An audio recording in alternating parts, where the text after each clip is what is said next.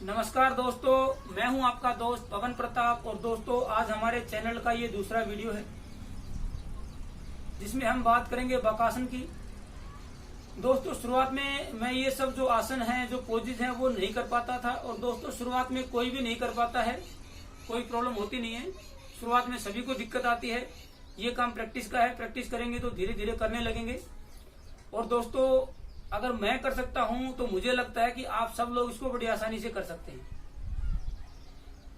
दोस्तों, मैं भी एक्सक्यूज करता था स्टार्टिंग में, कुछ महीने पहले। संडे से स्टार्ट करूंगा, मंडे से करूंगा, 1 तारीख से करूंगा, न्यू ईयर पे करूंगा, ऐसे करके एक्सक्यूज करता रहता था। स्टार्टअप बड़ा मुश्किल होता है। शुरुआत आप करें, सुबह या शाम जब भी टाइम लगे उसको फिर रेगुलरिटी पे लेके आए। फिर आपको इसके अंदर फन, मौज मस्ती लगने लगेगी। आसन के अंदर लोग जो योगा को है दोस्तों बड़ा सीरियस समझते हैं। योगा थोड़ा सा है कंसंट्रेशन का, लेकिन योगासन में फन भी है, मौज मस्ती भी है, थोड़ा अच्छा लगता है। और दोस्तों, जितना मुश्किल जो पोज होता है उसको करने पे उतनी खुशी और उतना ही आनंद भी आता है।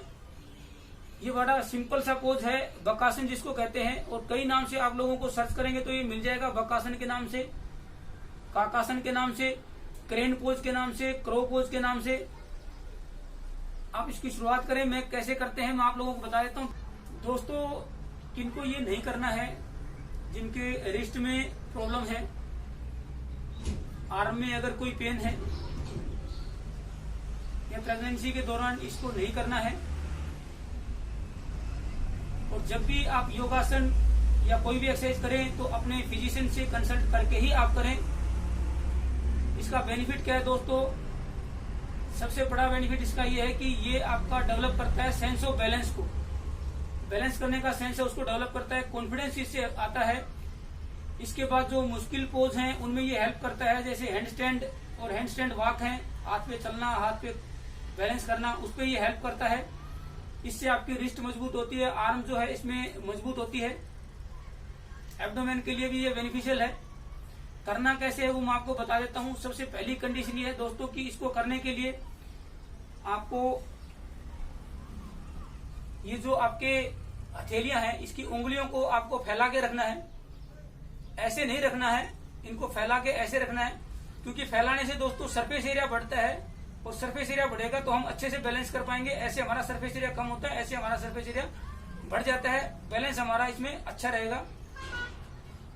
दूसरा मैं करके दिखाता हूँ आपको। आपको रखना कैसे है, हाथों को जितनी आपकी चौड़ाई है शरीर की, उसकी बिल्कुल पैरेलल में आप इन दोनों हाथों को रखें। उसके बाद जो है पंजों पर आप खड़े हो जाएं पीछे। उसके बाद जो आपकी कोहनी है, इसके थोड़ा सा ऊपर इस हिस्से में आप जो है अपने घुटनों को एडजस्ट करें बैलेंस के लिए, इस तरीके से। फिर दोस्तों, पंजों की मदद से आप धीरे धीरे पीछे हिप्स को ऊपर करें, जितना आप कर सकें।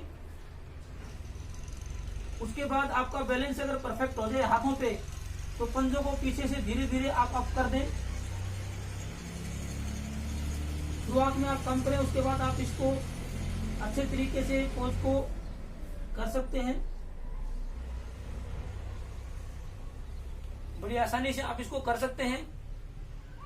आपको लगे कि गिरने से चोट लग सकती है तो आप पिल्लो या तकिए वगैरह आगे रख सकते हैं, जिससे चोट ना लगे।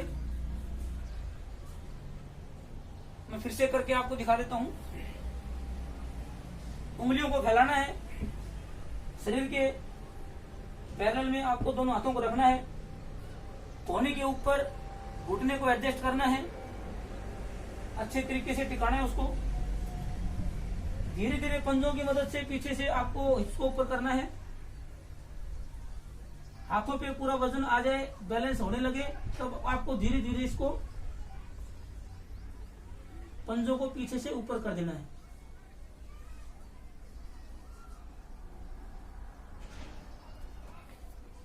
तो ये हमारा दोस्तों आज बकासन, काकासन, क्रेन पोज या क्रो पोज हमने यहाँ पे कर लिया है।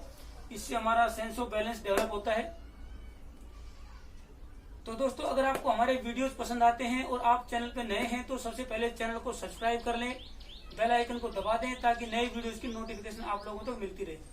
Thank you.